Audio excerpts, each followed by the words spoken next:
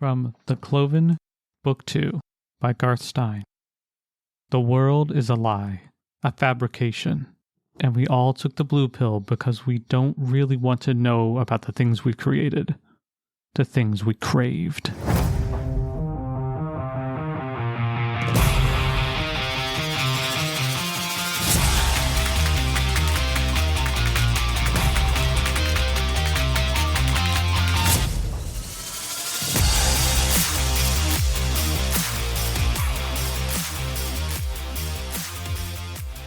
Welcome back to the Reading Room Ruffians, your favorite library podcast. Mallory, aka Ginger Spice here, and I really want to zigga say ah. I'm joined by my BFF Baby Spice, aka Ariel. And also, just like Baby Spice, I also feel for the lone stuffed animals and have to bring them home with me. Our Supreme Overlord Carla is standing by to rein us in, or cry trying. I have tissues.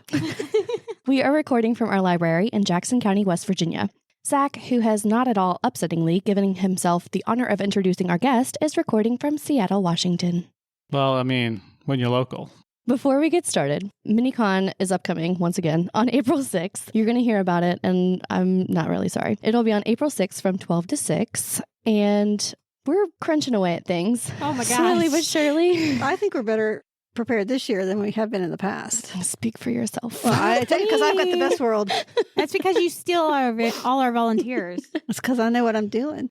We have a list, and I stole first. I don't trust people to make my stuff. Just gotta give it to them and let it go. I can't. Yep. Can't, man. And then for Spice Club, we're doing that this year. We've had juniper berries, curry, and then this month you can find coriander seeds along with 4 new recipes to try. We have that set up at both locations. And we're actually trying not to eat our way through some curry popcorn right now. One of our patrons brought into us. It's really good. It's really good. I realized we do the snack podcast again. It was delicious. Our toddler story time began recently here in Ripley and will run through April 1st. No joke, on Mondays. You can still sign up. I think we have a few spots still open. I'll be having a coding STEAM night at Ripley for kiddos ages 7 to 12 on March 19th at 6 p.m. We'll be learning about and using Octo Studio, which is a new block coding app developed by MIT's Media Lab. So I'm pretty excited about that. Ravenswood is doing Dr. Seuss Week, which is March 4th through 8th, with Seuss Bingo on the 5th at 6 p.m.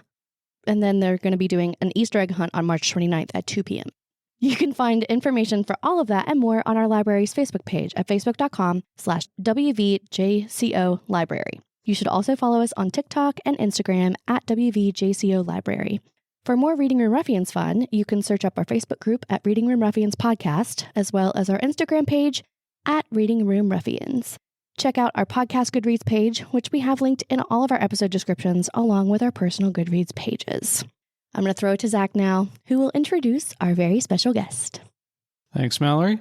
So, in this episode, we're privileged to be joined by Garth Stein.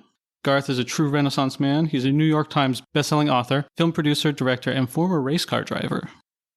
Today, he is here to discuss his new graphic novel series, The Cloven. Thanks for being an honorary ruffian with us today, Garth. Yeah, it's #1 New York Times bestselling author. Oh, number one. I just wanna, no. It's just a little detail. We'll make a note of that. Thank you for the correction. I worked hard for that. You know, they sent me I'll show it to you in the other room. They sent me a piece of Tiffany's glass that says #1. And so, that's what you get when you sell a lot of copies for a publisher. Nice. I had to definitely take a look at that. I'll take a picture. Absolutely. And we can just show it off on the page. All right. So we're going to ask a few general questions just about you and your writing, and then we're going to move on to discussing The Cloven. But before we get into that, what have you been reading? Oh my gosh. Right now, get this, I'm reading Gone with the Wind. Really? Never read it. And this guy called me up, interestingly enough, a film producer in LA a couple of weeks ago. He's like, yeah, your first novel, Raven Stole the Moon. And I was like, yeah, that was a long time ago. And he's like, yeah, I think it's time. Really? So we're engaged in a conversation, and he brought it up. He's like, there was a great line that his girlfriend quoted to him, and it was, I would cut my heart up into pieces for you to wear if you wanted.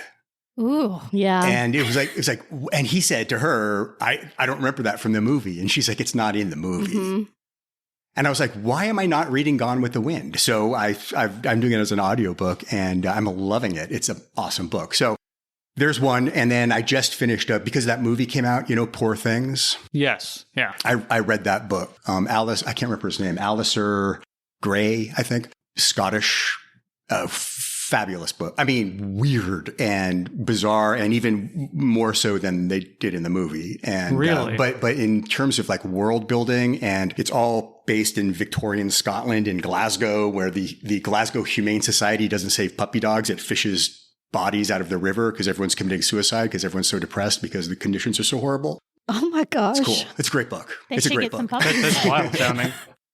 I saw the movie recently, and it was already over the top. It's So already weird, right? Yeah. And that's like the first half of the book. Oh, really? Oh, Those yeah. Those yeah. okay. Oh, Well, there yeah, you go. yeah. I had to definitely add that to my TBR. All right, let's see here. Sorry, I know I blew you away with that, with my book selections right here. I made you lose your place. Sorry. Exactly. So do you have like a favorite genre or a favorite book just in general? Well, I don't necessarily. I like to follow the whims of the prevailing winds. You know what I mean? I mean, It's just like, so I don't stick to any one thing. I do largely stick to probably 95% fiction. Mm-hmm.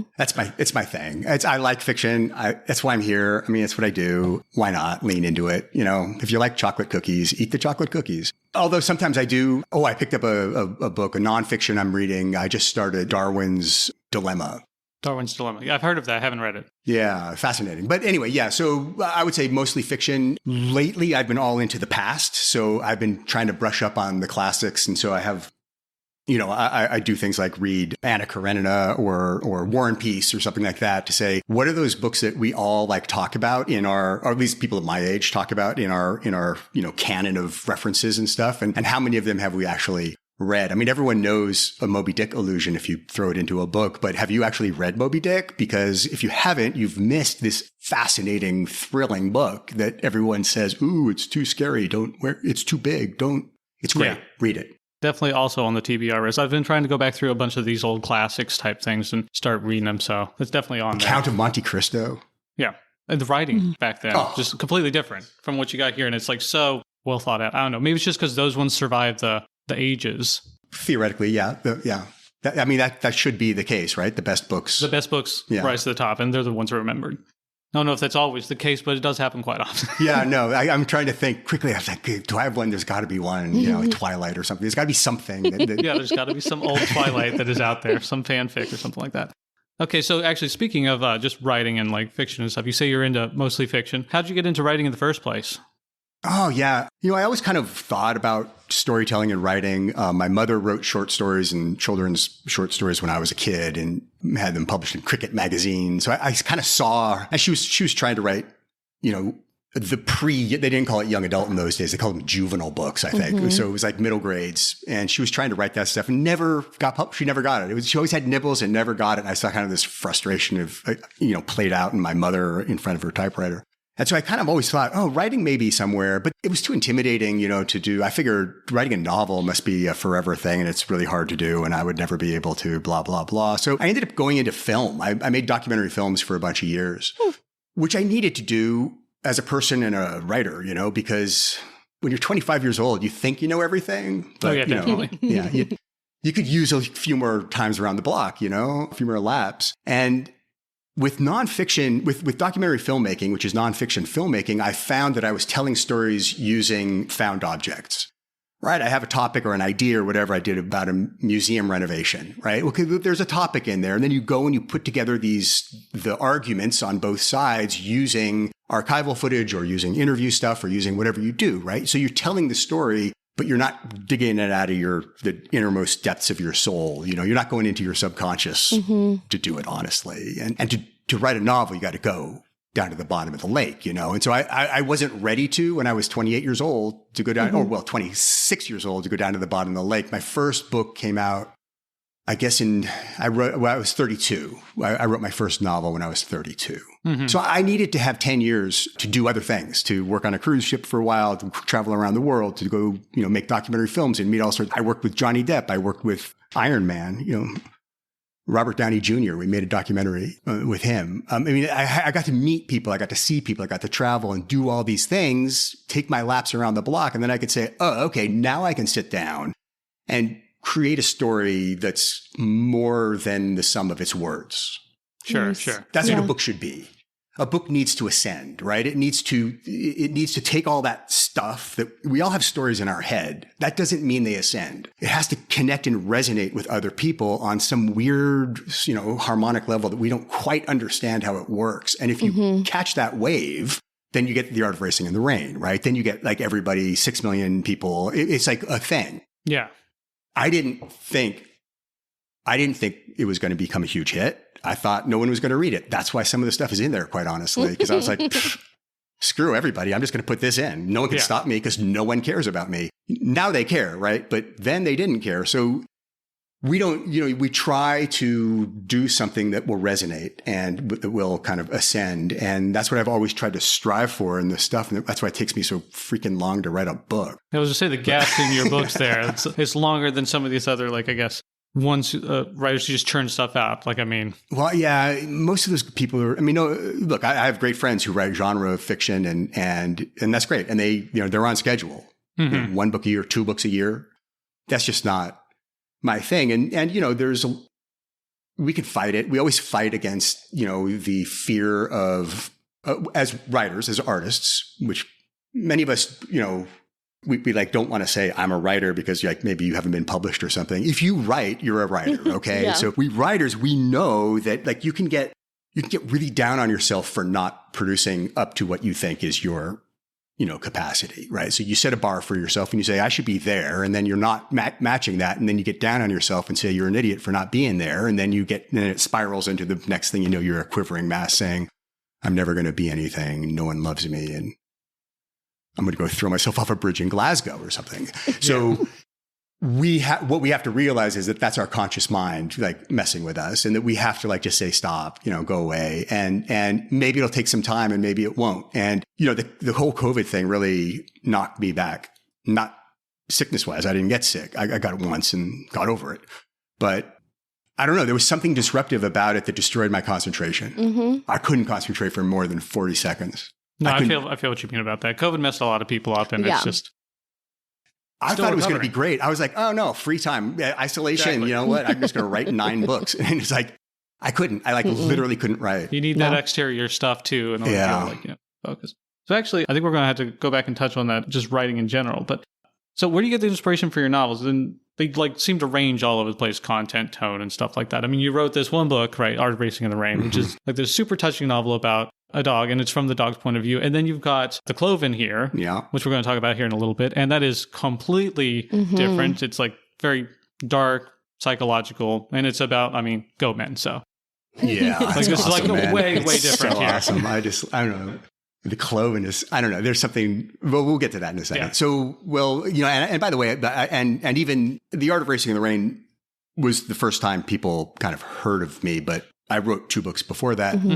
Yeah, I was looking at the summaries of them. Also just completely different. All different. So Raven Stole the Moon is in Alaska. It deals with Tlingit Indian myths, which is my family's background. And that's when this producer was talking about, going up and doing something with. So there's that, and which is really, it's an interesting, now that I'm working on, because I'm working on the script and I'm having to figure out what is the story, and I wrote this thing and it published in 1998. That's a long time ago. Oh, wow. Yeah. So I'm kind of, I'm kind of not really rereading it. I'm really kind of remembering it, but I'm not trying to get bogged down in the words or else I would just hate it. It's so first book. Oh, I don't know. It's like at some point, there are actors who say, I can't see myself. I can't go to a movie with myself in it. It just freaks me out. Is there something about that sort of to look at your own previous iteration of yourself and you're like, ugh, this is immortalized? Stop. Yeah. So I'm trying not to get down by that. Right. So, but what I'm trying to understand is Raven Stole the Moon. Is it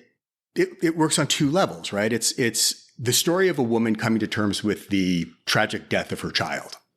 And in order to do so, she has to go into a supernatural world where there are shape-shifting otters that steal people's souls and take them into the woods and keep them forever. So she's got to go down into the karst formations of Prince of Wales Island, do battle with the head Kushtaka and get the soul of her son and put it in the right place. Huh. Wow. So is it a metaphor or is it science fiction or fantasy? What, science fiction? What genre are you going to give that? And I'm like, so when you start to literalize it in a movie with pictures, right? So now I'm having to go through it. So that's exactly what I'm seeing is like, this is a metaphorical, it can be taken on a metaphorical level. Mm-hmm. When someone close to you dies, you have to go through a grieving process. As if you've had that happen, you've got to endure the pain. You've got to go down into the cave. You've got to fight with the demon, right? Mm-hmm.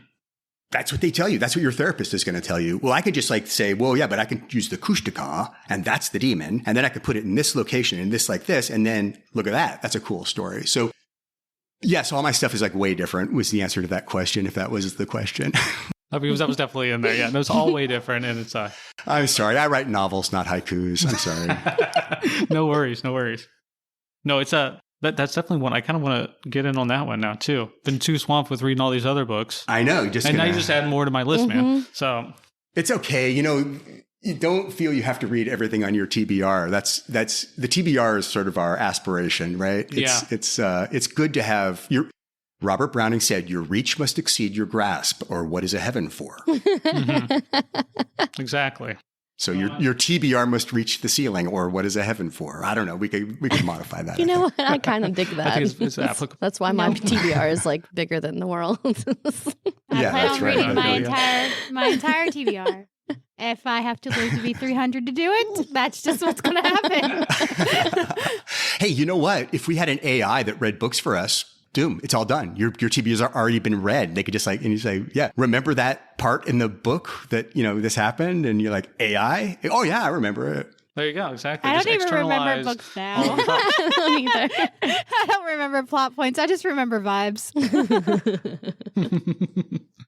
All right. So shifting gears a little bit, a lot of your work is centered around Seattle area. Yeah. So what makes you keep coming back to this as your primary setting? I mean, yeah, right when you know. I mean, I think that, that's just, it's not, I don't know. I mean, there's no reason for me to go anywhere else right now. I mean, sure. Maybe at some point. I've played with, haven't I? No, I'm working on a new book right now and it's here. It's right up the street, Well, there you go. And it's about 86-year-old lady kind of figuring out her husband just died and she's trying to figure out is that the end? Is that it then? Oh yeah. And, or not? Can you do that at 86? Can you just I don't know, start over or not? Reinvent yourself, create a new personality, introduce yourself with a different name. I mean, you could do all sorts of crazy things. Anyway, it's a meditation, I guess, but anyway, so it's in my mother's condominium, which is because she's 93, which is just a couple miles away from here. So yeah, I just like Seattle. I mean, I think that it's like the good background, sort of the good canvas. There's everything you need here. You've got the rain, you've got the darkness, you've got the sun, you've got, the beauty of, going out into the woods and the waters and, it's just everything. Everything you need is pretty much here. And if you need to go out, I can go out. I mean, I go to Alaska, like in my first book was in Alaska. And sometimes, but everything's kind of Northwesty and everything's based to me because that's the stories I write. I just write stories that are, I don't really like to talk about myself because I don't really need to think about myself. I can just do it. Right. Mm-hmm. But, I sometimes get reflective and think, well, what kind of books do I write? I mean, why does it take me so long why can't I just sit down and write this? I know this plot because it's not the plot. The plot is the boat. I always go to metaphor for this kind of stuff. You think of a big lake, a big Loch Ness. Let's go as far as Loch Ness, right? Big, deep lake, cold water, very, very deep. That's why the monster can live there, right? And you're fishing on the lake. Well, you're in a little boat and you're on the surface and that's your life. That's your conscious world is right there in a boat on the surface. And then every now and then you let down a hook and you go down and maybe you go down 10 feet, maybe you go down 20 feet. Oh, okay. Maybe you get a little fish and you say, oh, wow, I just probed my subconscious. No, you didn't. You scratched the surface of your subconscious, right? You got to let the hook go down, down, down, down, down, down, down to the bottom. And then you got to let it lay in the sludge down there. And then you hook the thing down there and bring that up. Well, that's takes time. That takes time. And you got to figure out what is good that you're getting out of it. Is it a deception? There's a whole a weird matrix I have for it, but that's why it takes me so long to write a book because I got my hook down on the bottom and I'm waiting for the monster, Waiting for something to get stuck on there. Yeah. Cool. All right, so let's go ahead and move on to Cloven, because that's the main reason we're here today. There's a lot of subconscious in that, yeah. Yeah, no, it's got some vibes. So just for our listeners, could you tell us about the series? Where'd you come up with the idea, that type of stuff? Yeah. The Cloven is a graphic novel, which is another fancy word for comic book, long comic book. It's a graphic novel series about genetically modified goat people who hide out among the homeless population in Seattle underneath the freeway. Here we have a place called the Jungle. And the Jungle has thousands of people living in it in tents. And it's Seattle's answer to the homeless problem. And I don't think it's an effective answer. In fact, I think it's stupid. Now, they can say all they want. Well, no, it's good because, homeless people sometimes like to live out homeless. I mean, they're homeless, right? And then we don't even call them homeless. We'll call them houseless. And then we'll give them a tent. Mm-hmm. How's that? And it's just not quite the right. Anyway, so that was kind of the basis of this thing, which was that we live here in Seattle, the tech center of the world and all that. And, Bill Gates is sitting over here with his $280 billion, right? And then Taylor Swift comes in this summer. Yeah. And my 16-year-old son says to me, hey, Dad, when Taylor Swift comes, what do they do with all the homeless people? Because all the homeless people live around the stadium, Lumen Field. Mm-hmm. And I say, well, they put them in buses and they take them a 3 days walk away from Seattle and they let them out. And then it takes them 3 days to get back. And by the time they get back, Taylor Swift has made her hundreds of millions and is already gone. Mm-hmm. And he's like, that's wrong. And I'm like, exactly. That's why we're writing the Cloven. That's one of the social issues that I think is important. But there's other stuff in there too about genetically modified creatures, right? This idea of modifying the genes of the human. Should we be doing it? Should we be trying to do it? What are the potential benefits of it? What are the pitfalls of it? Who is regulating it? Is there any kind of moral or ethical code being applied to the science of genetically modified organisms right now? These are questions that we should be asking, and those are in the book. Also in the book, the impetus, the evil genius, I should say, Barry Goff is sort of this guy who's a mega billionaire science dude, and he funds all these weird programs about like trying to create modified goat people. And it turns out he's part of this group, and we based it on Bohemian Grove down in California. Yeah, we were talking about that earlier today, just about specifically Halcyon Forest, right? And then Bohemian Grove, We definitely wanted to play off that idea of a bunch of people getting together, running around naked in the woods, squirting each other with squirt guns, and like making decisions for the rest of us about, what our what our genes should be. Yeah, terrifying. And not just terrifying, but terrifying because of the callous disregard for, I know I'm going to do an old movie reference, and you guys probably, maybe some of you would remember the first Rollerball with James Caan in it. They made it again, but in the original one, which is like probably in 1968 or something, they made this. And it's in this future world. And like, it just showed this decadent life of these people, just without a care in the world. And they, for fun at a party, someone brings out this psycho blowtorch thing, and they start torching these gigantic, beautiful trees.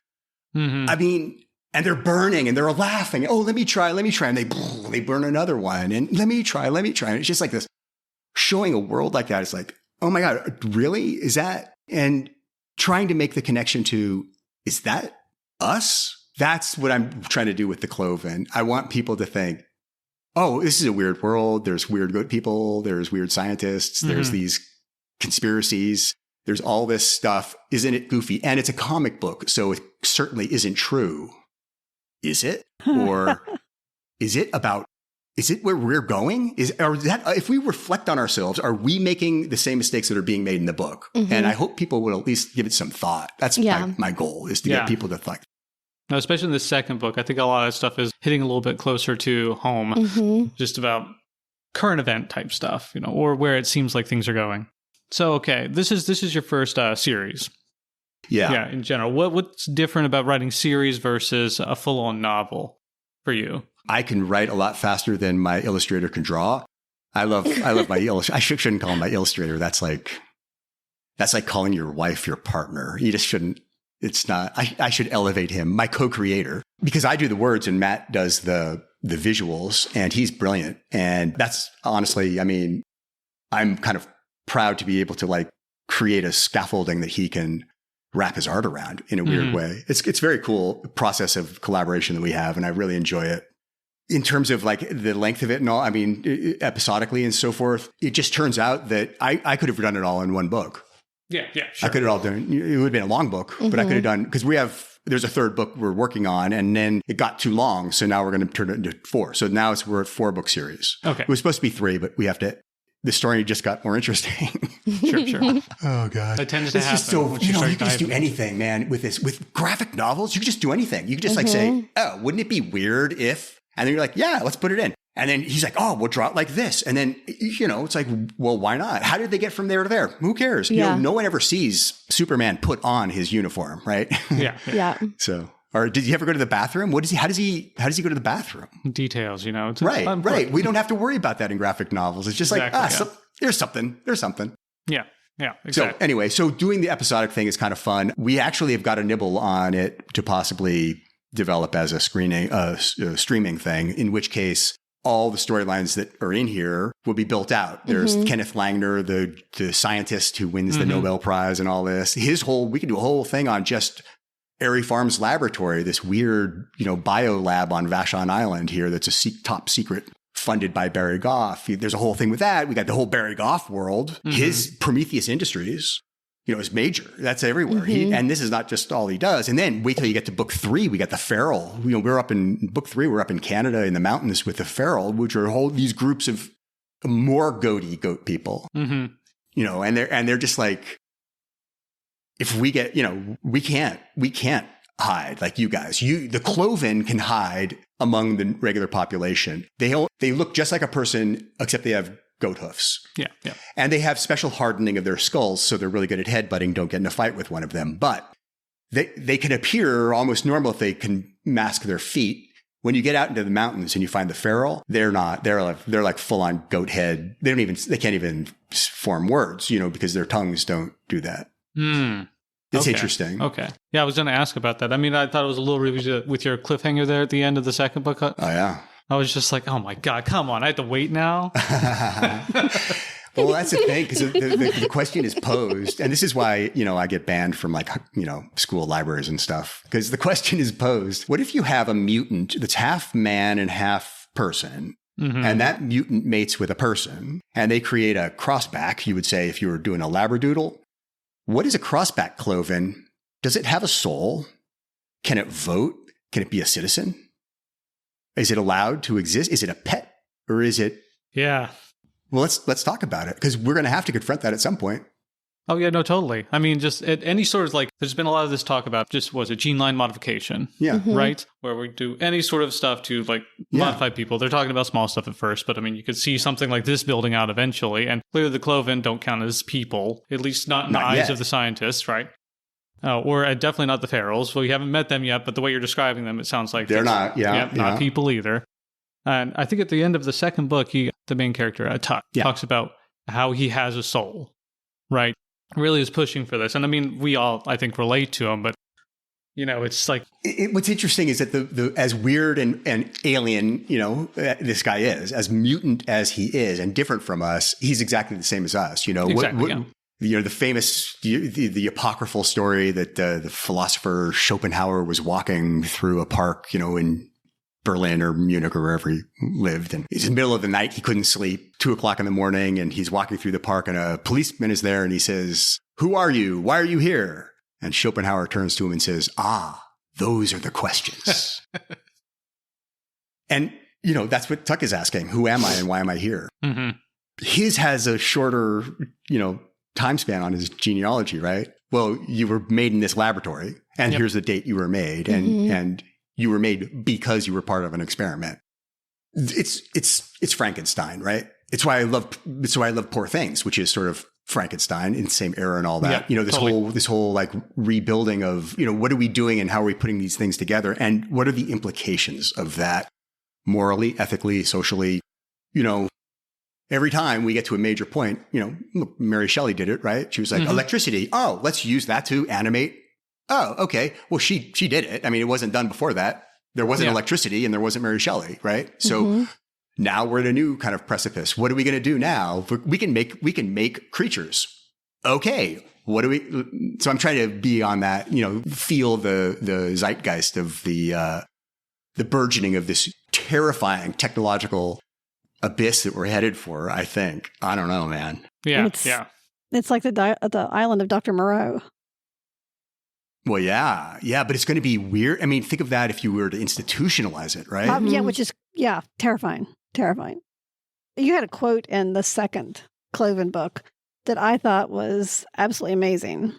It says, "We live in a post-coincidental world." Yeah. I thought that, that one really jumped out at me. And I'm like, that is so true. All of this is so true. And it's things we need to deal with. Yeah. And we need to come up with answers before we create the problem. I don't know. My favorite part was when he said he was going to suicide people. Oh my gosh. Well, that happens, man. I love that. Not officially, but. Yeah. Dude, but it's like, the CIA, man. FBI. It's hardcore. I think. Anyway, I don't want to. Okay. So when I do books or readings, We're already on the list. It's okay. I know. Right now, who's listening to this right now? You guys are awfully close to DC, aren't you? Yes, we are. I do when I do bookstore readings, because that's what I do. I'm a bookstore guy. That's where my books. The book I wrote before The Art of Racing in the Rain was called How Evan Broke His Head and Other Secrets. And it sold 1,200 copies. But I went to all the bookstores in the Northwest area, in the Pacific Northwest, Oregon, Montana, that kind of stuff. And I would do readings for them for 2 or 3 people. And I always said, one day I'm going to have a big bestseller and I'm going to come back. And then I had a big bestseller and I went back. And I went back to all the bookstores. I said, I made every single one of them. I said, I promised you. And, I really feel strongly about the connection that writers have with the bookstores and vis-a-vis, therefore to the clientele of the bookstores, right? Mm-hmm.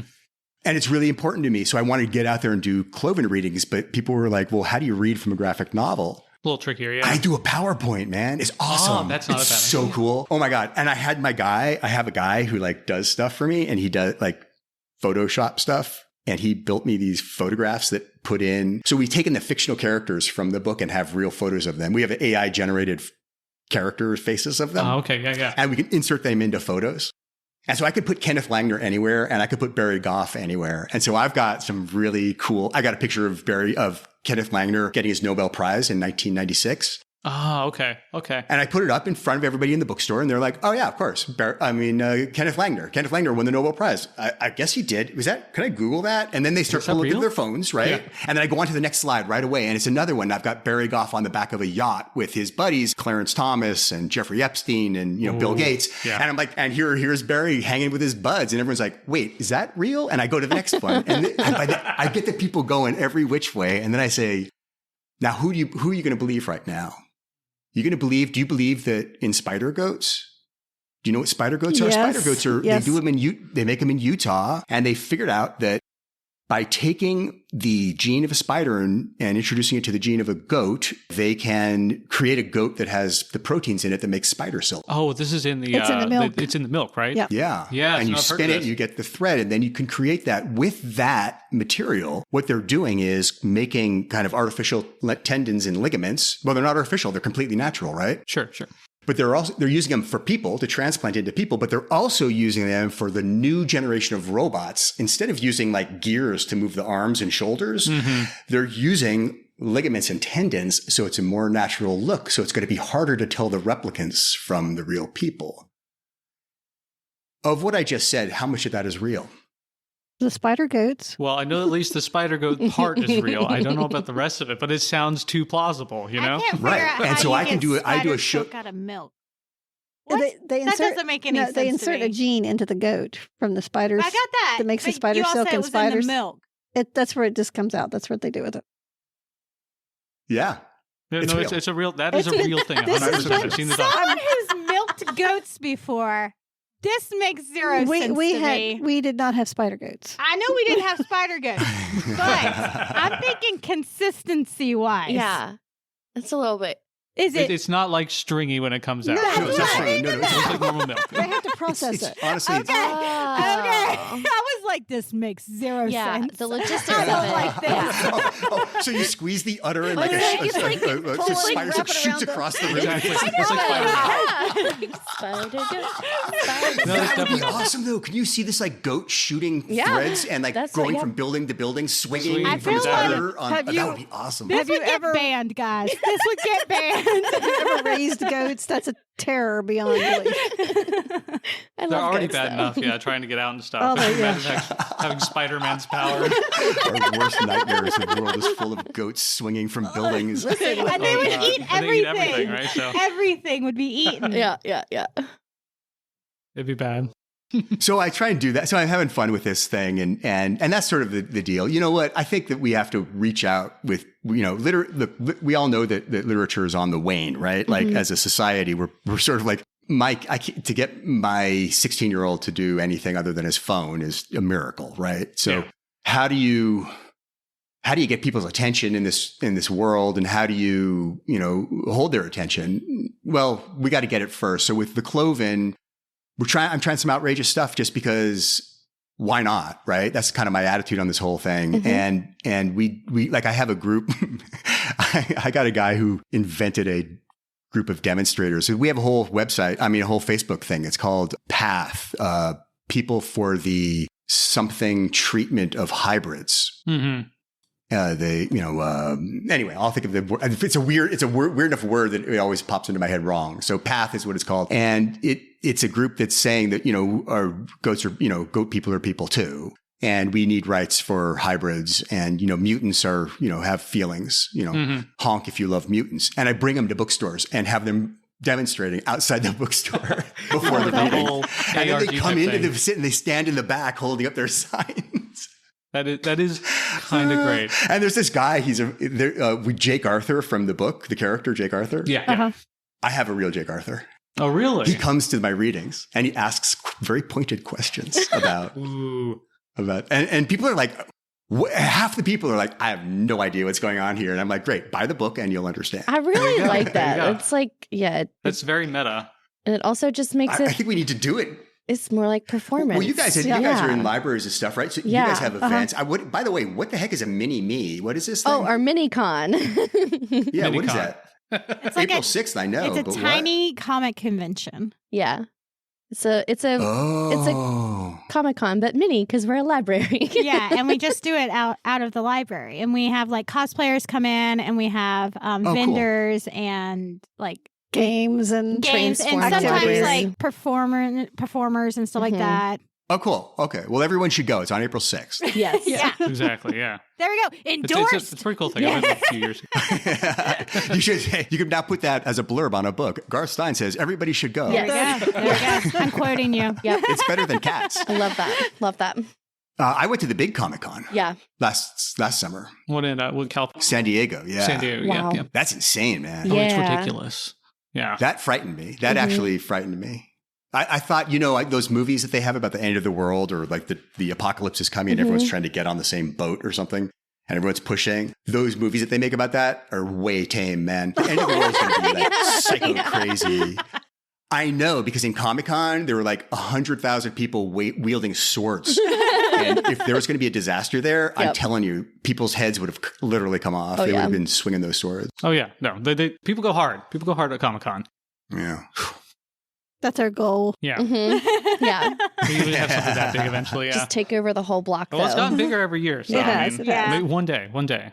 Oh, okay. Just general graphic novel stuff, just to circle back to that. Because we've gotten on all kinds of very interesting topics that I hadn't planned on discussing entirely. But this is super interesting. I'm loving this. Okay, so specifically about graphic novels. So you work with an illustrator. I was wondering, how much influence do you have on like the design, placement of the stuff, or do you just like write out, here's all the dialogue, here's what I'm thinking we want in this, and then your partner here, Mark? Yeah, there's sort of a classic way of doing it, and then there's the way that we do it. Okay, so the classic way would be somebody writes a script, turns in the script, somebody draws the script, they don't communicate. That would be the way they do Marvel comics and, DC, Spider-Man, Superman. Sure. Like Matt has drawn that kind of, the big comic book sort of ideas. He did Madam Web. He was the first person to draw Madam Web's costume. Ooh. Okay, cool. He didn't get cool. any credit, he didn't get any extra money, but they based the movie outfit on his drawing. Oh, that's cool. He was proud of that. Yeah, it's kind of neat. So, that's classically you would do it like sort of a real division of labor, but we're not doing it that way. Although I don't draw and he doesn't write, what happens is I write a script and I give him an idea of how much sort of emotional ballast or dramatic ballast a scene needs, right? A scene is going to be 2 pages or 4 pages, 6 page. You have to turn the pages and see the pictures. And if there's something like I'm, going to pick up my glass of water, if it takes 2 pages to do that, that's wrong. Right? Yeah. You should not be wasting 2 pages. You have a finite number of pages. You got to get your story in and you've got to hit the marks. So learning that process was, somewhat of a challenge for me because in novels, you just, whatever, words are cheap. Just keep going. So you just keep writing it, whatever. So I write it as a script to give him an idea of what I think and how then he goes through and lays it out. Sort of these pages would be like this, and here's where we turn, and et cetera. And then we go back and forth a little bit, and then he starts to draw, and he does it all in black and white first. He does it ink drawings first. And we're almost at the point with book 3 that we're going to now review. This week, we're going to review it. Actually, we have over 100 pages already. So we have to figure out what else. Now, where are we? Where are the beats? There's a lot of transition issues always. There's a lot of what page are we starting on? You have to learn the syntax of how you tell the story with pictures, which is, you open the page. Well, you start in the upper left in our culture and you read across the first left page, and then you go to the upper left of the right page and you read that, and then you get to the bottom of the lower right. Okay, well, that's with words, but with pictures, I'm going to start in the upper left, but I'm going to catch a glimpse of already what's going to happen at the bottom right. Oh, yeah. Like I know the 2-page spread kind of already before I start reading it syntactically. It's a cheat, right? So you've got to be careful what you're cheating. Yeah. You don't want to put something as a surprise at the end of the page because you're giving it away to at the top of the next page. Yeah. Right? So how you lay out your story becomes a thing. So we go through that process to make it sort of work, knowing that we can tweak it. And then he does his inks, and then he gives them all back to me. And then I bubble them. I kind of dummy bubble them. So I go back and re-dialogue the whole thing. I work from my script, but I change the words. Sure. Because once he's drawn the pictures, I don't need nearly as many words. No. So I can really cut down the dialogue to the minimum as I can. Sometimes he says, we need some words. He'll actually say that. I'm like, no, I think your drawing's covered. He's like, no, some words.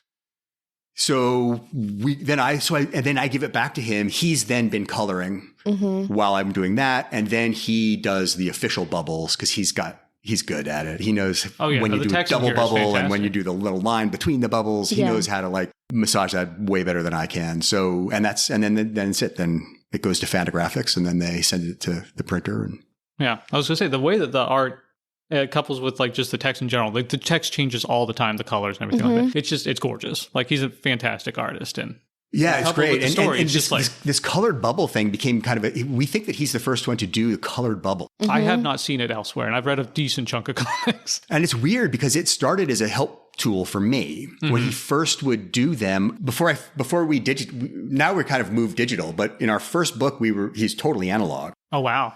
So I had a piece of paper, the black and white, and I had to bubble it. So I would take a piece of tracing paper and put it over. And then I would try to draw the bubbles on it. And so when he would put the bubbles in to send back to me to get my approval, he would color the bubble so I could see it easier. Oh, okay. That makes sense. So he made them light blue or he made them yellow or something. So I could the contrast was better. And then, so the first book, you'll see there's only 1 or 2 colors. And then with the second book, he was like, well, why can't we, because sometimes we have people off screen talking and people don't have nobody has their own color. But in a scene with 2 people, they each will have their own color. Yeah. But that Tuck may be red in one scene and yellow in another scene. Oh, yeah. But he'll be consistent through that scene. So if you see a yellow bubble, it's him talking, even if he's off stage. So it's turned out to be really kind of cool. And he keeps on scratching his head saying, I think I should, I don't know. I think could I do something with that? Did I get credit for that? He said, I think I invented something. No, it's super cool. And it does exactly what you say. It helps you follow who is talking on the pages. Yeah. And it's just especially since some of the sections of this book took me a few times to read through because it's like just confusing. There's so much happening. Yeah. You know, like in a couple pages, you're just like, what in the world? Especially in the second one with that fold out. Yeah. At the Night of the Halcyon Force, I was like, what in the world did I just read? Yeah. And it's just like wild. Yeah. So. I find, and you are a comics guy, I know. I don't know about you folks in West Virginia, but what I find would give the book to people to read, and my friends who are readers of traditional novels, it's almost impossible for them to read a comic book because they read too fast. They go way too fast. Oh yeah, no, it's something you I had to make myself slow down. Yeah, observe everything, and also read at the same time. Because you've got to read the pictures as well. Yeah. And as There's a reader so of much books, you think, oh, I'm just going to read the words, and you can like book through a comic book. If you're just reading the words, you can just book through. Yeah. But then you're going to miss a lot of like, what on earth are they talking about? What's the context of this? And plus, I also do a thing that I switch up time like crazy. And I mean, time is chaos here. Yeah. It is. There's huge chunks of missing time. I was like, did I just miss something? Yeah. You know, and it's like, I was actually wondering how much of that is intentional, but apparently it sounds like it's pretty intentional. Yeah, it was intentional. I don't know. I don't know. I'm not sure if there was a motivation behind it, except that I felt that the story in Tuck's mind is chaotic. Yeah. Sure. And it's episodic and it's not connected. He's had a surgery done on his brain. Yeah. You know, well, he doesn't remember. I mean, his childhood, right? So, yeah, no, it was interesting. I mean, a lot of this stuff, it like you do this big time skip. And you're like, what happened in that time skip? You get to fill it all in yourself. Where there's like little bits later on and sort of helps you fill in those gaps. I just thought it was super interesting. Well, add that to reading too fast, which I did. Yeah, I had to go back and read several sections of it again just to follow it because I was like, wait a minute, I missed something. Yeah. I think because I leave subtitles on my TV and so I watch and read at the same time, it wasn't a problem for me. Yeah. But I do read really fast. Yeah. So, but I don't know. My brain can like pull in both of those forms of media at the same time. So it's fine. Not me. I did slow down, but that's just because I really enjoyed the way the art and the words work together. They paired really well, and I haven't read a whole lot of graphic novels, but I have read some, and you know they go hand in hand. But I really liked how dark everything was, and it was dark jumpy girls. And yeah, we are. Yeah, we are. Yeah. But it was jumpy, and you I don't guys know. are hysterical, man. I've listened to a couple of your podcasts now, and you guys are freaking crazy. Well, thank you. We Oh my gosh! I mean, we appreciate that. I'll give you this much: you sure crack yourselves up. We do. Yeah, we do. We You have find no idea how ourselves much cackling I hilarious. edit out of Hilarious. Yeah, this is the quietest we've man, we been should in a do long like a time. thing. I mean, I know that the mini-con is probably more for kids, though, right? Probably kids. No, It's actually for all ages. ages. We get a really good Is it? turnout. Because why don't you? I'll give you like some signed copies or like signed copy of each of the Cloven that you can like give off as raffle prize or door That would prize. be amazing. That would Yes. be wonderful. I think people would love that.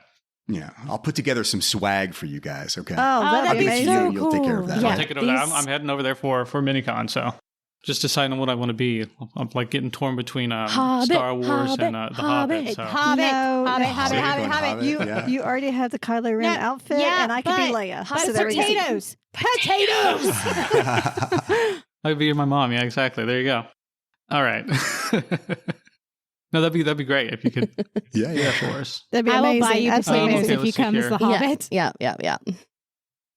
So, okay, yeah, this is the thing. You already touched on this a little bit. What future plans do you have for the series? You said it's going to be like 4 books now. Mhm. And do you have this already sort of outlined, or is it just like as 4 you've been books is going I'm still, once we made the decision to break 3 into 2 pieces, I've reconfigured book 3 proper, and then I have to fill out a few dramatic points in book 4. So I'm working on the script for that. But yeah, we have the 4 books. They're all set. And then, where do we go from here? Well, we'll see. I mean, they take a long time to turn out. It's just a long process. And, if we get done in the next couple of months with our artwork, which is optimistic, it would be a year from April that we would have it out. Mhm. So it's a long process. Oh, yeah, totally.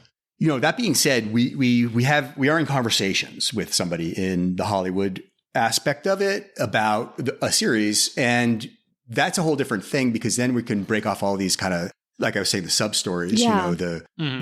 these sort of subplots that would go down different kind of rabbit holes.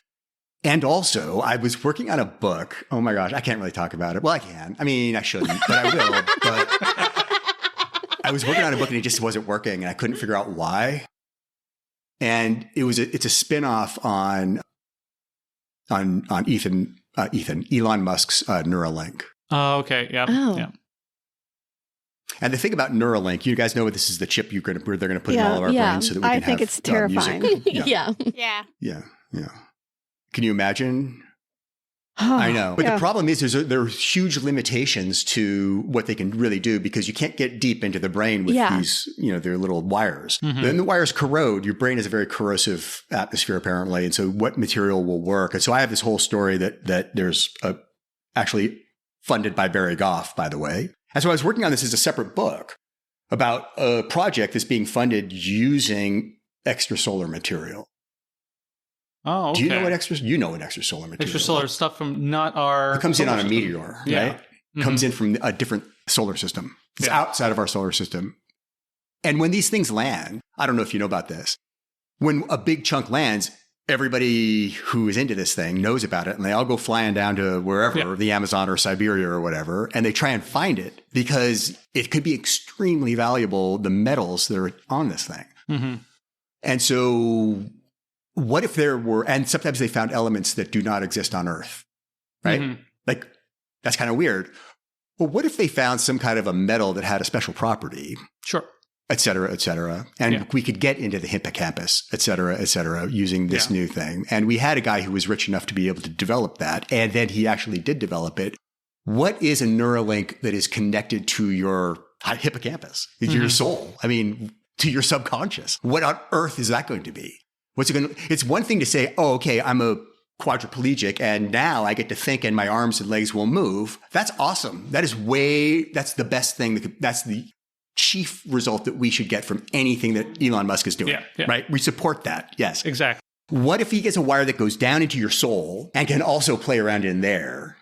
Which is what he's going to want to do. Yes, that's right. That's right. Because power corrupts and absolute power corrupts absolute. Exactly. Yeah. We've already seen this start to happen. Yes. So I have a whole giant story that also includes a scene in, what do they call it? Mad Max world, the festival of Mad Max. It's like Burning Man, but it's all Mad Max and everybody comes. Yeah. And so Barry Goff has a little Mad Max fetish, it turns out. And so there's a whole scene there. And it's the same evil villain running the thing, because why not? And then I was like, oh, you know what? This could be like 4 seasons of a series.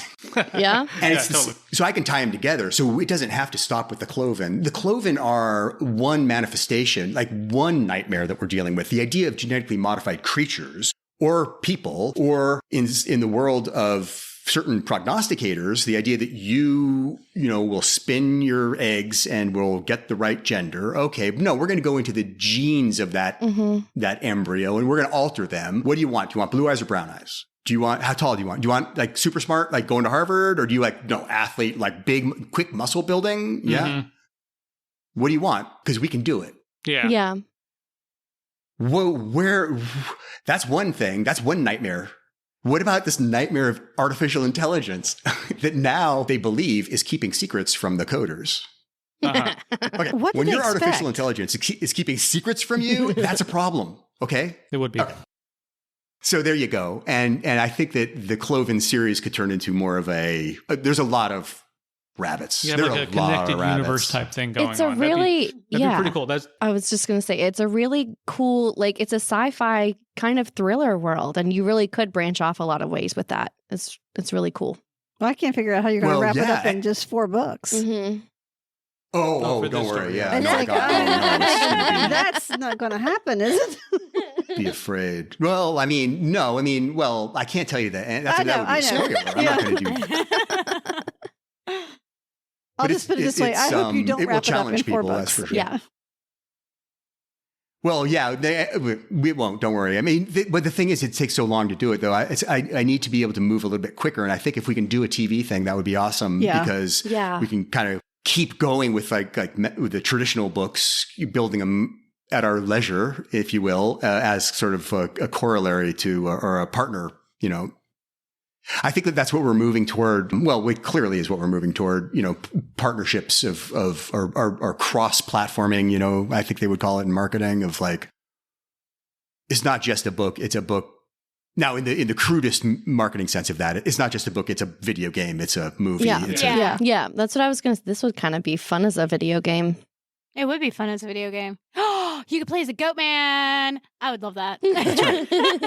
It have to be augmented reality or something. Yeah. But what we're messing around with like social media, for instance. Like what can I do on social media to, get the attention of a kid so that they'll say, oh, I want to go look at the book. Yeah. That's the idea. So we'll see, I have this guy, he's weird and he does social media and he's got ideas. And I'm like, well, those are the best people. Let's see if we can. Yeah, I let's see truly what we can hope do. that somebody describes me like that. I have this person. They're weird. Yeah. Yes. Yes. Oh, yeah. That's my guy. It's good to collect weird people. It is. You can count on them for anything if they're weird enough. Yes. Exactly. Got my weird guy for each different little You thing. see, love and the that. people who weren't weird, you're like, oh, whatever. Yeah. I think that's a Tolstoy. Didn't Tolstoy write that? All uninteresting people are not weird individually. No. All families. I'll forget it. I don't remember. Oh, come on, you guys. All happy families are the same. All unhappy families are unhappy different in their own way. I don't remember this one. Yeah. That's Anna Karenina.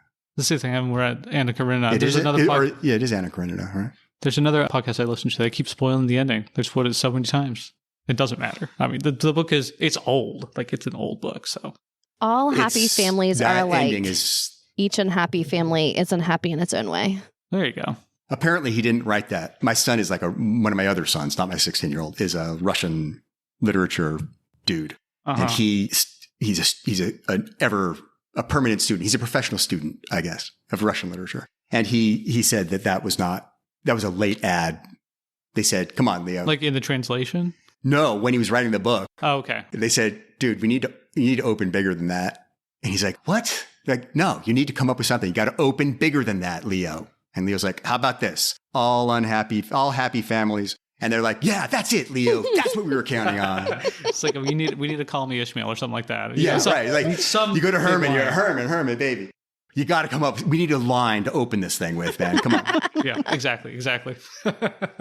A professional student, though, and I feel that. He's in grad school, but he gets paid to go. I have a PhD, so I feel. Oh, okay, there you go. Like, yeah, I did the whole thing. He's working toward it. It's fun. It's fun. If you can stay in academia, it's great. But I unfortunately had to go and get some job at Microsoft. Well, that sounds like my other son who went to the Berklee College of Music and became a sound engineer right before COVID, specializing in live recording of classical music. And of course, there was none for 2 years. Yeah. So now he's trying to go back to he's going into computer programming. Oh, okay. Yeah. I'm going to do one more question. Then I'll open up to anything else you guys want to ask. So, especially given the content of the second book, okay, it seems like there's a lot more. Listen, we don't really know the purpose of the Cloven yet. Right. We know, at least ostensibly why they were made. Something about future humanity, like trying to improve humanity. That's one in general. reason, Yeah. But obviously there's more, Yeah, that was the thing. It's just this ambiguous, the future of humanity. So what, I obviously don't spoil anything, but there's more to this than that, right? Well, yeah. I mean, there's kind of the doctor the PhD who invented the Cloven, Kenneth Langner, was kind of seduced into creating this thing. Remember the Manhattan Project? Yeah. Yeah. Part of the Manhattan Project's the evil genius of the Manhattan Project was that they kind of sequestered everybody individually, right? They sealed themselves off so that nobody really understood the true depth of what they were inventing, right? And so there was actually a story that I had heard, and I never found any corroboration for it, but I tried to, that may be a book that I write about New York City in the 40s and late 30s and 40s, which is where my father is from. So it would be an interesting thing to do. And there's a story that I had heard about Columbia University. There's a famous laboratory there, Pupin Laboratory, where they did a lot of the work, or some of the work for the Manhattan Project. Some of this, they had an accelerator there or whatever. So there was a scientist there I had heard who was working on it and doing all this stuff for this thing. And then when he found out that he had helped invent the atom bomb, he committed suicide. So, those moral implications of the end of the world, right? we're doing stuff right now with the human genome. The FDA has approved a therapy. It's very expensive for sickle cell anemia. Yeah, this is recent. Yeah, this was just recently. And okay, because it's horrible, right? If you have sickle cell anemia, it's very painful. It's very difficult. It's hard to manage. It's a difficult thing. The mutation that creates sickle cell anemia is a mutation that is only on a very specific kind of people, Africans, people around who are susceptible to, it turns out, who live in areas that are highly susceptible to malaria. And if you have the mutation, you're essentially immune to malaria. Yeah. But if you leave the environment or whatever, that mutation can kill you. Right? In the wrong context, that mutation can kill a small percentage of people. But the largest percentage, nature has said, we're going to save you from malaria by doing this to you. We don't do it to the people who don't have to worry about malaria. This is what nature says. Yeah. God, nature, right? Well, so you see that there's something that is essentially, whether you believe in creation or evolution, or like this book that I'm reading about Darwin's dilemma, that evolution works within the bandwidth of, making a duck's bill longer so that it can eat the ants in one location versus the other location, adaptive mutations. Darwin's theory never talked about creative mutations. Like, where do you start with the life? Yeah. Who invented that? How did that happen? His stuff doesn't, we pretend that it has all to do with that. So this is all stuff that I'm trying to deal with this line of thinking in the Cloven. We are talking about going into a natural process that's taken place over whatever years you think. And we're going to change it now. Yeah. And we have no freaking clue what the results are going to be, or what off-target things are going to happen, or how that domino is going to fall and affect all the other dominoes of our genome. We have no idea. We've never done it before, but we're going to do it now, and it is irreversible. Once we change the human genome, it is changed. It does not go back. Yeah. What? Why are we not scratching our heads about this and talking about it? Why are very smart people, like all the people in the world, sticking their heads in the sand and saying, well, I'll let somebody else take care of it? You know who's going to take care of it? The evil genius Barry Goff in the Cloven. He's in charge. Okay. He's in charge of humanity forever. Okay. You want him in charge? Really? Okay. All right. It's like the bystander effect. Yeah. It's like somebody else will do it. Somebody else will stop this. Yeah. Yeah. I'm nothing. That's right. I and can't that happens, really do anything. as you're right. The train is going over the cliff though, and we're all saying someone's going to do something, right? Turns out, nope. So, that's it. I mean, we are in a very interesting place in this world, and there's a lot of weird stuff going on, and this whole thing about the misinformation things and the AIs who are like imitating, Hillary Clinton's voice or Donald Trump's voice or whatever. Yep. I mean, we're at the point where we're walking down our life and we're thinking, there's so much interference going on. I'm just going to pick one and I'm going to go with it. I'm going to pick CNN. I'm going to pick Fox. I'm going to pick, Patriot News Network. I'm going to pick MSNBC, and we all pick ours, and then we surround ourselves with people who've made the same choice. So we have a good, decent echo chamber, and we don't have to listen to all that other nonsense. And then what we're doing now is demonizing the people outside of our circle. Yeah. And we're saying not only do they not agree with us, they are evil. Yep. They're subhuman. They're subhuman. I hear people talking about like the other political spectrum on either side. Both sides do it.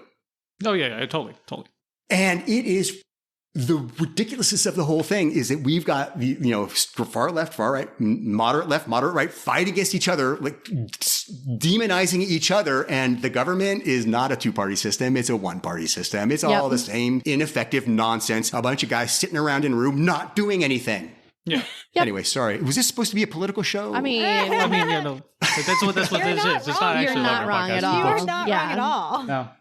No, it boils down to we got the elites and then we got everybody else. So, and that's what actually is. We have to be careful, man. And it's just, we got to be aware of it. We have to be aware of it. You know what book I just read? Oh my God.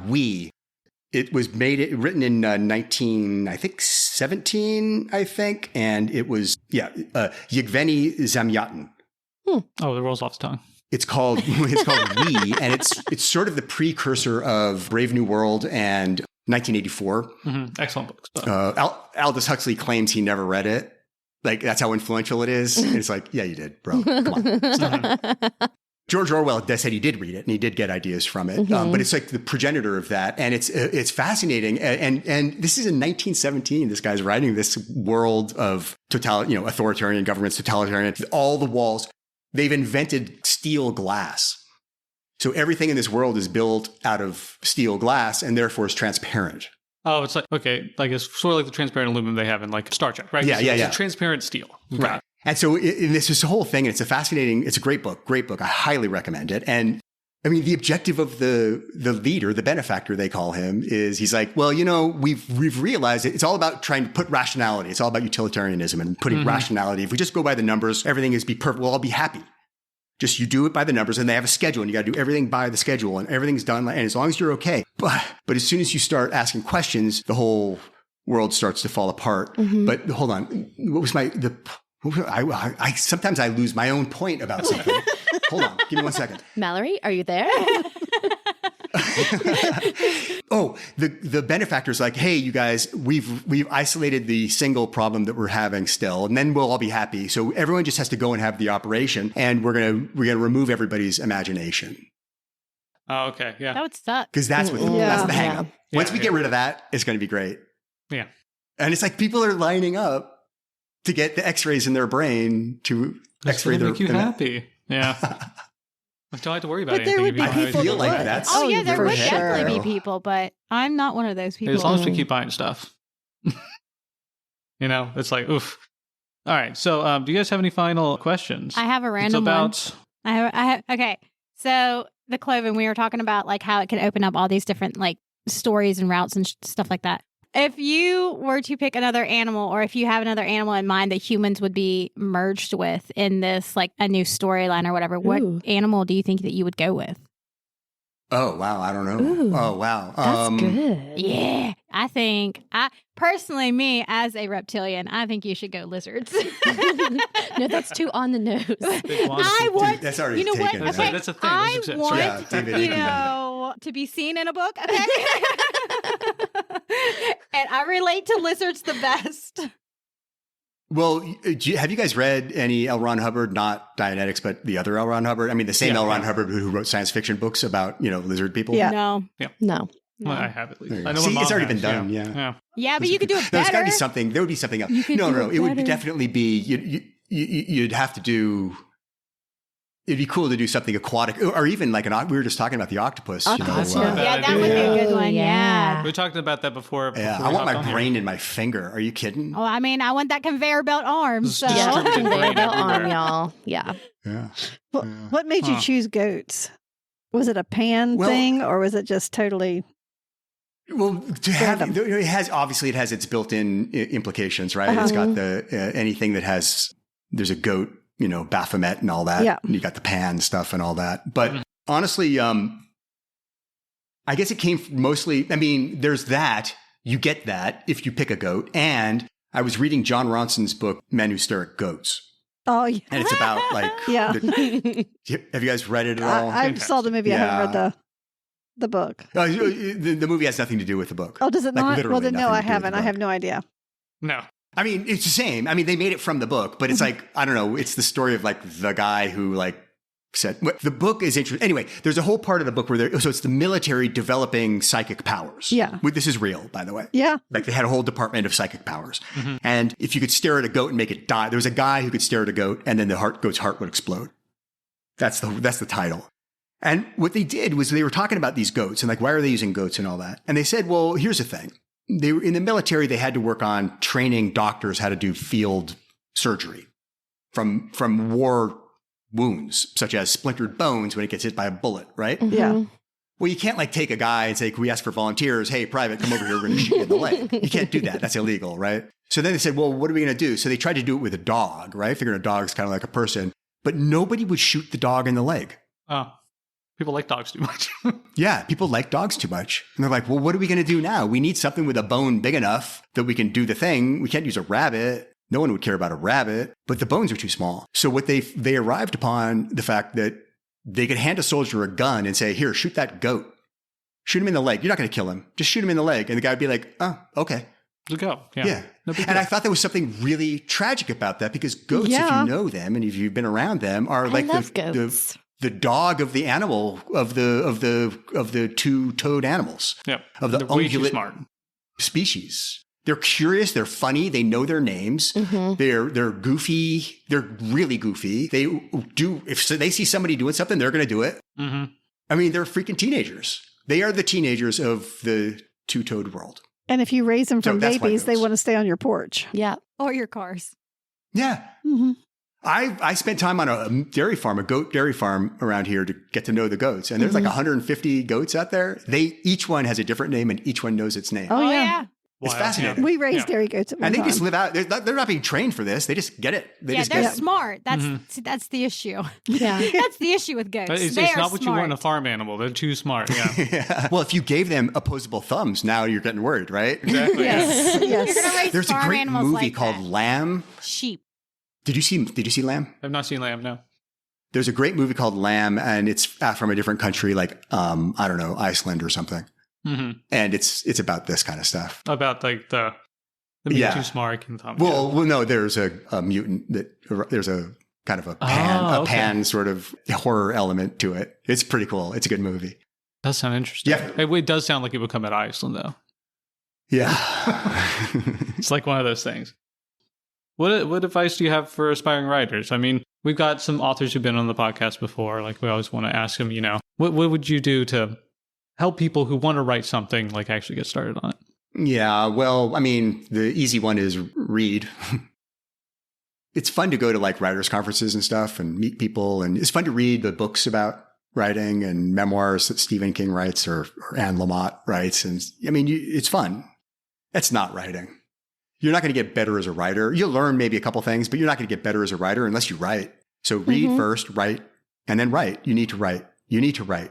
And the problem with, fledgling writers is that you're too precious with it. You think that everything's going to be perfect. Everything's going to be gold. And sometimes you get the gold and you're like, see, look at that. And none of my other stuff is like that. And so therefore I suck. And so you think that every day should be, touched, and it isn't. It's harder work than that.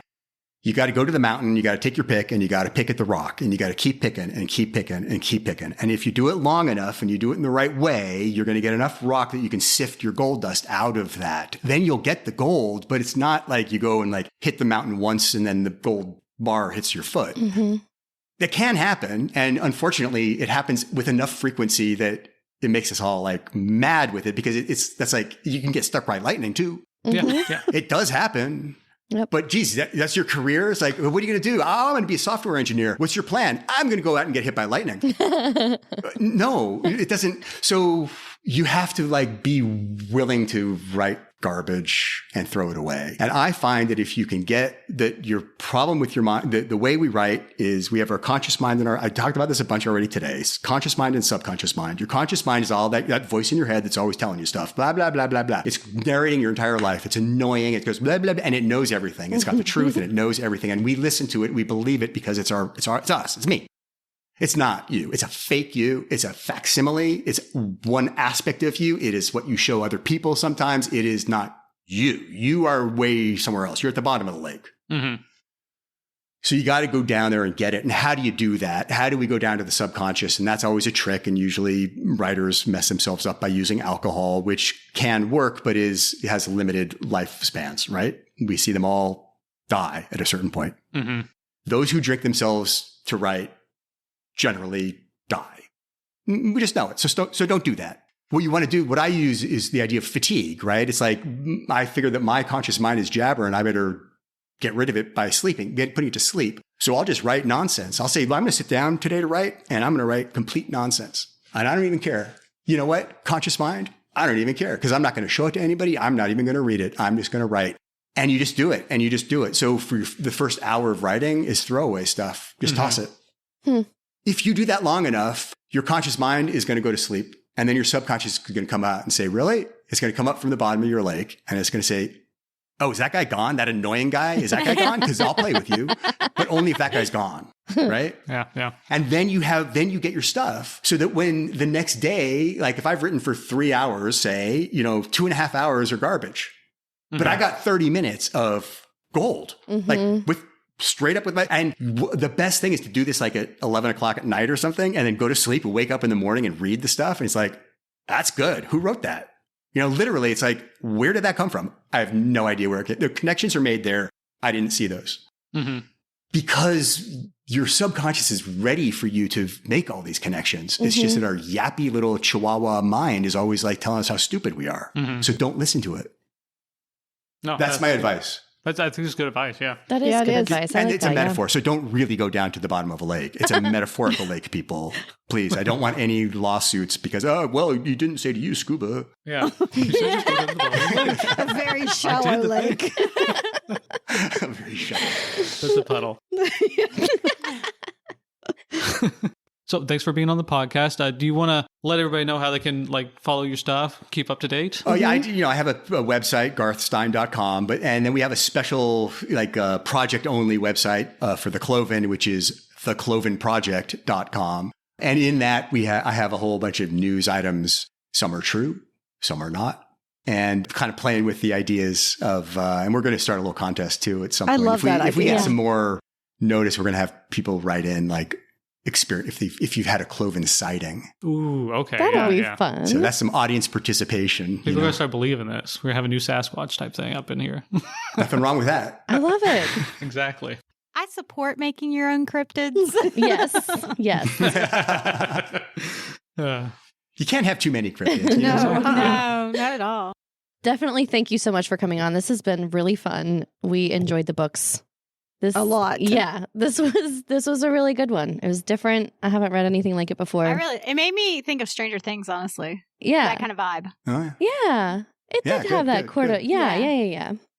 So on our next episode, we will have T.A. Spencer back, and he's bringing his book Face Worn, which is book 2 of the Steel Fated series he's got going on. We're pretty excited about that. Followed by that, we will be doing Zach's nonfiction pick, Monsters, A Fan's Dilemma by Claire Detterer. Then we're doing Dungeon Crawler Carl, which is Zach's deep dive. And then we will be doing a new book chat. And hopefully I have read more than 3 books by then. So probably you read not. 2 with Don't this one. hold your breath. We hope you enjoyed today's episode. It's time for us to sign off. Before we go, only the best libraries have librarians who don't shush you, because we're working on the logistics of spider milk.